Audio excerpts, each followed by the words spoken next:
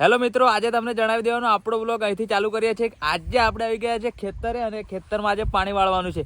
મિત્ર આપણા મનોજભાઈ પણ આવી ગયા છે આપણી સાથે, તો એ પણ આપણને આજે મદદ કરશે. આજે આપણા આ ઘઉંમાં પાણી વાળવાનું છે મિત્રો.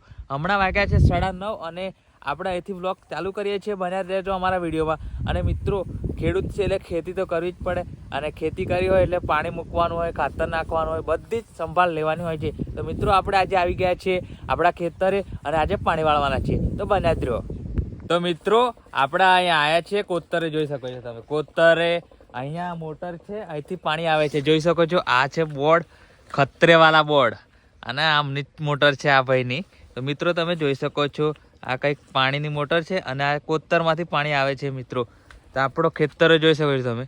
આગળ પાછળ આ બધા ખેતર આમના છે, અને પેલો શાક દેખાય ને એની પાછળ આપણું ઘઉંનું ખેતર છે મિત્રો. તો અમારા બ્લોગમાં તમે આવ્યા હોય તો સબસ્ક્રાઈબ કરી દો, લાઈક કરી દો અને આગળ જોતા રહો. ફાઇનલી મિત્રો, આપણે 4 પાળિયા ભરાઈ ગયા છે. જોઈ શકો છો તમે. આ છે આપણું ઘઉંનું ખેતર, આ પણ આપણું ખેતર છે. જોઈ શકો છો તમે. તો ફાઇનલી મિત્રો, પાણી વાળવાનું ચાલુ કરી દીધું છે અને બગલા આવી ગયા છે આપણા ખેતરમાં. જોઈ શકો છો તમે. અને હેલું દેખાય, આ જે પહાડી દેખાય છે ને, આ બધા ઝાડ દેખાય છે, એ પાછળ કોતર છે, ત્યાંથી જ પાણી આવે છે. તમને ચારનું મેં બતાવ્યું એમ કે અહીંયાનું આવું કંઈક અમારું ખેડૂતોનું સ્વર્ગ છે અહીંનું.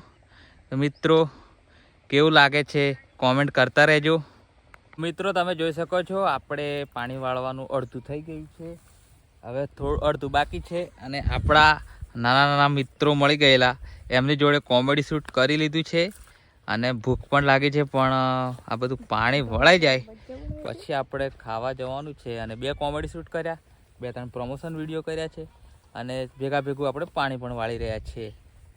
ફાઇનલી મિત્રો, આપણું પાણી વાળાઈ ગયું છે અને આપણે હવે ઘરે જઈને જમી લઈએ. તો ચલો મળીએ ઘરે જઈને. ફાઇનલી મિત્રો, આપણે જમવા બેસી ગયા છીએ.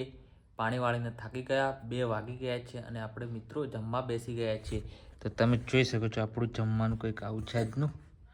તો મિત્રો, અમારો બ્લોગ તમને કેવો લાગ્યો કોમેન્ટ કરી દેજો. અને હા મિત્રો, સબસ્ક્રાઈબ કરવાનું ના ભૂલતા. સપોર્ટ કરો, શેર કરો. હર હર મહાદેવ.